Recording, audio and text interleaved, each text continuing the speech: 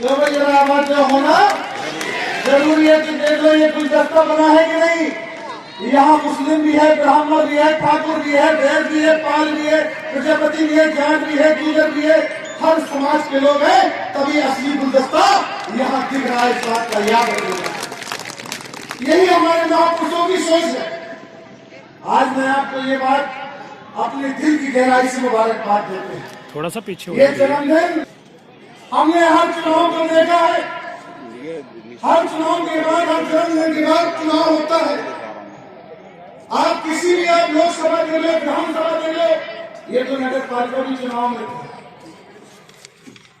आज मैं वो बात कहने जा रहा हूं, ये नगर पालिका के चुनाव जितने सभासद के प्रत्याशी आए थे, चुनाव की तैयारी कर रहे थे, लेकिन भारतीय जनता पार्टी ने सोचा कि अभी चुनाव कराना हमारे पक्ष में नहीं है, चुनाव को रोक दिए। आज हम एक दिल की गहराई से कहते हैं और जिम्मेदारी से कहते हैं कि तुमने तो जो रोका है, लेकिन बहुजन समाज पार्टी की जो पोजीशन है, माननीय बहन जी ने स्पष्ट सोच लिया था। 9 तारीख को कह दिया था हम लोगों से, ये चुनाव शायद ये आगे बढ़ा के ले जाएंगे, यही हुआ। लेकिन आज हम उसके पहले राजनीति के साथ साथ पहले हम उन महापुरुषों पे जा रहे हैं, जिन महापुरुषों की बुनियाद पर ये बहुजन समाज और मिशन और मूवमेंट यहां तक आया।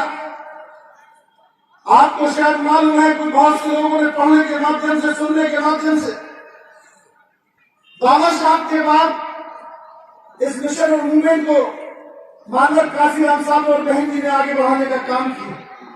अब मैं उनके बारे में बताना चाहता हूं, जो हमारी नेता है यहाँ के, उनके ये कमिश्नरी, उनकी होम कमिश्नरी है। धन हो, आप लोग अपने आप को सौभाग्यशाली हैं। यहाँ से पूरे देश के अंदर संदेश जाता है, यहाँ की बहन जी होम कमिश्नर है बहन जी। इसलिए हम जिस नेता का जन्मदिन मना रहे हैं, बताने उनके जो जीवन का संघर्ष दिया, उनके बताने, उनके बारे में बताना बहुत जरूरी है। हम लोगों ने देखा है और यहाँ आके हमने यहाँ पूरा सुना है, माननीय बहन जी ने किस परिस्थिति में रह के इस प्रदेश को नहीं, पूरे देश को तैयार करने का काम किया। पुरानी फोटो देखते हैं, पुराना जीवन देखते हैं, आप सोचो, याद करो, जिस परिस्थिति में माननीय बहन जी ने काम किया था, उस परिस्थिति में कोई भी बहन बेटी को अपने कहीं जाने की इजाजत तो छोड़ो, निकालना भी पसंद नहीं करता था। लेकिन बहन जी वो जुनूनदार नेता है, वो नेता है कि जिन्होंने हर तरीके, हर पहलू को नजरअंदाज करते हुए, सामाजिक परिवर्तन के देखते हुए, और सामाजिक परिवर्तन की महानायिका जो बनी है, वो केवल अपने और महापुरुषों के संघर्ष की बुनियाद पर जिस तरीके से पूरे देश में उन्हें तैयार किया, गली गली, पूछे पूछे जाने का काम किया। और इतना ही नहीं, आपको शायद उनके जीवन संघर्ष के बारे में मालूम। और जब चाहती थी, जब कई चुनाव लड़ने के बाद, पहला जब चुनाव, दूसरा चुनाव हुआ 84 के बाद, 84 के बाद जब गठन हुआ पार्टी का, और गठन होते हुए छोटे बड़े चुनाव, विधानसभा, लोकसभा हुए, लेकिन 89 का लोकसभा चुनाव हुआ था। 89 का लोकसभा चुनाव हुआ। चुनाव होने के बाद बहन जी चुनाव लड़ी। पहली बार बिजनौर की धरती से सांसद बनने का मौका मिला। जैसे ही सांसद बनी, ऐ मेरे पिछड़े समाज के लोगों, क्योंकि बहन जी का ये मकसद है कि जब तक इस देश के अंदर समतामूलक समाज की स्थापना नहीं होती है, सर समाज में भाईचारा नहीं हो जाए, हर समाज को अपनी जिम्मेदार भागीदारी मिल जाए, इसलिए बहन जी जब सदन में पहुंची, सदन में पहुंचने का काम करते ही सर समाज में बोलने का काम किया।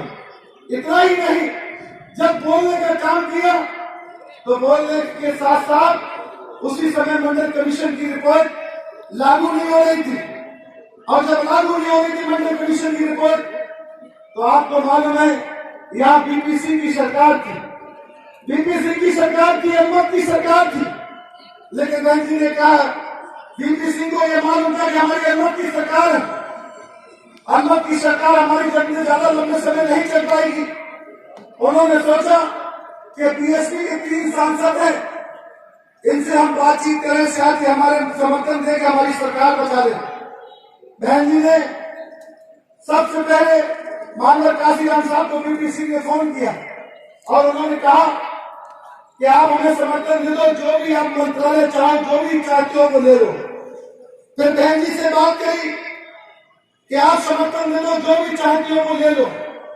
मानवर काशीराम साहब ने कहा हमें कुछ नहीं चाहिए, हमारी जो 3 शर्तें आप मान लो। कहने लगे 3 शर्तें कौन सी हैं? मानवर काशीराम साहब ने कहा पहली शर्त यह है कि जो इस देश के संविधान को बनाने वाले बाबा साहब बी आर अम्बेडकर हैं, आज तक उनको भारत रत्न की उपाधि नहीं दी गई है और पहले देश के प्रथम कानून मंत्री भी बोल रहे हैं। हमारी पहली मांग है कि बाबा साहब को भारत रत्न की उपाधि दी जाए। वीपी सिंह जी ने बड़े ध्यान से सुना, कहने लगे चलो बाबा साहब को भारत उपाधि दी जाए। कह रहे दूसरी मांग क्या है? कह रहे दूसरी मांग ये है जो मंडल कमीशन की रिपोर्ट सन 80 में आ चुकी है, आज तक लागू नहीं करी है। हमारी दूसरी मांग यह है कि मंडल कमीशन की रिपोर्ट लागू की जाए। चलो 2 मांगे होंगी, तीसरी मांग कौन सी है? तीसरी मांग यह है कि इस देश के अंदर भारतीय जनता पार्टी रथ यात्रा निकाल रही है, हिंदू और मुसलमानों को लड़ाने का काम कर रही है, इस देश में अमन चैन खत्म करना चाहती है, भाईचारा बिगाड़ना चाहती है। हम इस रथ यात्रा को रोकना चाहते, विरोध करते हैं। वीपी सिंह जी ने सुना, कहा कि चलो भाई बाबा साहब को भारत रत्न उपाधि हम देते हैं। कहने लगे दूसरी शर्त आप ये बताओ मंडल कमीशन लागू करने से क्या होगा, क्या फायदा होगा? मानवर काशीराम साहब और बहन जी ने क्या कहा? बहन जी ने कहा, मानवर काशीराम साहब ने कहा कि जिस दिन आपने मंडल कमीशन लागू कर दिया, जो इस देश के अंदर पिछड़ा समाज है, जिस दिन मंडल कमीशन लागू होगा, इस पिछड़े समाज को मान सम्मान, आर्थिक, सामाजिक, राजनीतिक भागीदारी मिल जाएगी। जिस दिन पिछड़े समाज को भागीदारी मिल जाएगी, राजनीतिक, आर्थिक, सामाजिक, उस दिन इस देश से सामाजिक परिवर्तन अपने आप हो जाएगा, आपको जरूरत नहीं पड़ेगी। ये सोच बहन जी की थी, ये सोच मानवर काशीराम साहब की थी। आप सोच रहे कि इस सोच के रहने वाले, उसके बाद मंडल कमीशन लागू हुआ और लागू होने के साथ साथ आप चाहते, अगर बहन जी चाहती तो बहुत सा मंत्रालय ले सकती थी, मानवर काशीराम साहब चाहते सभी मंत्री बन सकते थे, लेकिन नहीं। इसलिए जब पॉलिटिकल आपकी पार्टी थी जिसका नाम बहुजन समाज पार्टी, अगर वो पार्टी मजबूती से नहीं आती तो बाबा साहब को भारत रत्न की उपाधि नहीं मिलती।